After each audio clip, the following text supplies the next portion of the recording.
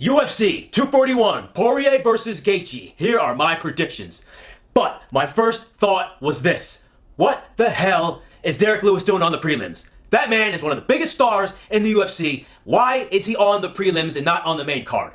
And then, by some divine intervention, Michael Pereira misses weight by 3 pounds, which means not only is Wonder Boy versus Pereira canceled, but thank goodness Derrick Lewis is on the main card. And he's like the third fight too, so that's a plus. We all want to see Derrick Lewis do his thing on the microphone when he wins the fight, okay? But we don't know if he's going to win the fight yet, not until you hear my prediction. I'm Nicholas Cirillo, and these are my reasons why fight predictions. Dustin Poirier versus Justin Gaethje. Here's my prediction. Here's my reasons why I came to this prediction. Judging off the first time that they met in the octagon, what I immediately seen from that fight was that leg kick. Justin Gaethje threw that infamous leg kick, and everyone's saying, oh my god, he landed that leg kick. But what they didn't see, what I saw, was that counter left that Dustin Poirier was slowly landing after the leg kick landed. It was in there, it was quick, it was soft, it wasn't powerful yet, but it was a very amazing counter off the leg kick. And my first thought was, that is going to be a big problem. If you didn't see the fight, keep watching, because I'm going to tell you why that was a big problem. Now here's a reason why you might want to watch the fights without listening to the commentary. Because what we heard in that first fight was DC saying how Dustin Poirier needed to get some respect from Gaethje because he was beating him badly. But that's not what I saw. What I saw was Dustin Poirier was beating the hell out of Justin Gaethje. They just kept on focusing on that one leg kick. If you don't believe me, go back and watch that fight. The leg kick was being massively overblown. Round 1 went to Dustin Poirier. He was beating the hell out of Gaethje, and it was not being covered by the commentating. Round 2, what do we have? An eye poke. An eye poke right in Dustin's eyes. But what do we see after he recovers from that? Quickly, we see that straight left landing again, and that lead right hook. A very powerful, sturdy right hook. Kept on landing, but again was being overshadowed by the phantom leg kick. Also in round 2, you'll hear Dominic Cruz saying that Dustin Poirier was starting to look weathered. That was not the case. Go back and watch this fight. Poirier was beating the brakes off of Justin Gaethje, but they weren't looking at it. They weren't giving him any credit. If you go back and watch that fight, you're going to see that he was landing the much heavier punches. Dustin Poirier won round 2. Round 3, we see Gaethje walking forward, stalking Poirier, and landing some shots, but I could see that he was still having a hard time figuring Poirier out. Even though he was landing punches, he was eating heavy shots consistently. Then he finally lands a massive counter right hand, followed by an elbow, which I think that was enough to win him the round. When Gaethje landed that massive right hand followed by the elbow, Poirier was in big, big trouble. And the reason why Gaethje didn't step on the gas and get the finish is because he was getting beat the hell up. He couldn't just step in on Poirier because he was getting his ass kicked, but nobody else in the commentating booth was seeing that. After that elbow, Poirier was hanging on for dear life, but all Gaethje could do was hold him against the cage because he was the one getting beat up, not Poirier. Then, a second eye poke, which led to a point deduction. Round 3, 9-9 round because of the point deduction. Round 4, Gaethje opens up with a big leg kick, and just like in round 1, here comes that counter. Boom, left lands flush on his chin and sends him reeling back. Beginning of the end because of that counter off the leg kick. And don't forget, Gaethje was already beat the hell up, so it didn't take much to finish him. So that fight ends in a stoppage for Dustin Poirier. My official prediction for the rematch at 291, Gaethje was already a step behind, 2 steps behind. After 2 eye pokes, he was already a step behind the whole fight, and that's why he's going to lose this fight. I think he's going to lose by a hard-fought decision. Dustin Poirier, split decision. Tony Ferguson versus Bobby Green. Here's my prediction on that fight. First off, has Tony Ferguson's style been figured out? He's coming off of 5 losses. So his awkward style that used to get him all those wins, that massive win streak that he had, I think people started to figure out his awkward style, and that is what's gotten him into massive trouble in his last 5 fights. That being said, Bobby Green is also coming off of 2 losses and lost 4 out of his last 6 fights. So he's not doing too good either. So there's a lot of questions surrounding this fight. Are we going to see a revitalized Tony Ferguson, even after that massive chin kick by Michael Chandler, after he kicked him through the roof? Are we going to see anything different?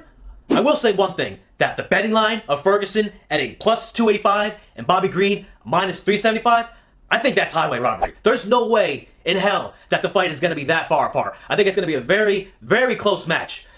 But are we gonna see that El Cucuy style dominate Bobby Green? As much as I want him to win, I don't think so. I think that his awkward style that got him to the dance, that got him all the big fights, I think that it's been figured out. And once that awkward style got figured out, that's when the house of cards collapses. And I think that he's going to also lose this one. He's going to fight hard, he's going to look valiant, he's going to get beat up, there's going to be a lot of blood, but I still think that he's not going to be able to pull off the decision on this one. I got Bobby Green by decision. Sorry, Tony Ferguson. Jan Blachowicz versus the debut fight at light heavyweight for Alex Pereira. Who's going to win this one? Take a quick break to say, do me a favor, hit that like button. Remember, Jan already beat the man that just knocked out Pereira. He already beat Adesanya. Okay? You follow me on that one? This is almost easy mathematics here. Let's look at these factors as well. Pereira didn't just get knocked down or stopped by Adesanya. He got knocked out cold. Okay? Which means one thing. He's chinny. If you hit a man on the chin like that and he gets knocked out cold, he's chinny. And guess what? Jan has that big Polish power. And we already seen him knock people out cold like Luke Rockhold. We know the power's there. So we got the power and we got the chinniness. Which one's gonna meet first? Remember, Adesanya already exposed Alex's massive flaw. He exposed him twice on this one, but the first fight, he couldn't get the stoppage, but he put him in big trouble. But he already exposed the fact that Pereira likes to stand directly in front of his opponent, and he likes to keep his hands very low, and he has very limited head movement. That spells danger for Pereira. Polish power danger. Remember, we're not talking about just some schlub. We're talking about a former champion in this division. A former champ. Jan also has that X factor. The way that he beat Izzy is he uses wrestling. We all know that Alex Pereira doesn't wrestle very good or wrestle at all. Because he doesn't need to. But in this one, he's going to need to. He's at a lose-lose right now. If he stands directly in front of Jan, he's going to get clipped. And if he gets wrestled, he's not going to know what to do. So, this one looks like it's going to be an easy decision. But there's more. Now, I know what you're probably thinking, that Jan also got knocked out before. But if you watch his fight against Thiago Santos, it was a very, very tricky left hook. Caught him on the way in, and the way that he threw the punch, it was a very unorthodox punch. He was backing up. He was coming forward. It was like one of those things where stars have to align. It wasn't a lucky punch, but it was like a 1 in 1,000, punch landing. It was a very tricky shot. If they fought again, I don't think that would happen. That's how tricky it was. So my prediction was originally going to be Jan by a decision from wrestling, but I don't think that's going to happen. I think that Pereira, because he's got so much bravado, he's going to stand in front of Jan and use his style that he's been using, that he's always used.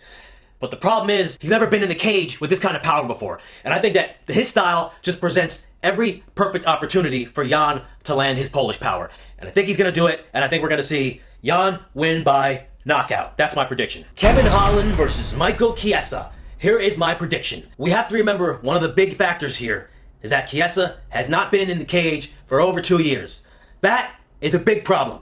Holland is very active. I think Holland's size advantage is going to be big enough to where he can stop the takedowns of Chiesa.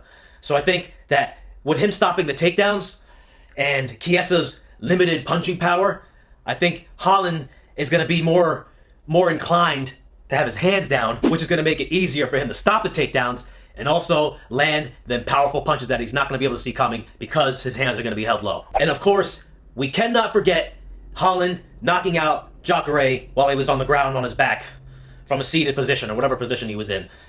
It's not a position where you see somebody get knocked out before, but Holland was able to pull that off. So we can't forget that. My prediction, it's an easy one. We're going to see Holland win by knockout. It's going to be a stunning knockout. Do me a favor, hit that like button. Derek Lewis versus Marcos Rogerio de Lima. Here is my prediction. We got two heavy hitters here, two big punchers, two big powers going up against each other. So there's not really much room for a technical breakdown here. What we're going to have to look at is the X factor. And the X factor is this. Derek Lewis has a six-pack now, and I think that it shows how hard he's worked. And I think he's going to win this fight. Early knockout. I know this fight's already off the table, but my prediction for Wonder Boy Stephen Thompson versus Michael Pereira was that Michael Pereira has never fought this level of competition. And I think that since Thompson just came off of a win from Kevin Holland, that he was going to win this fight by unanimous decision.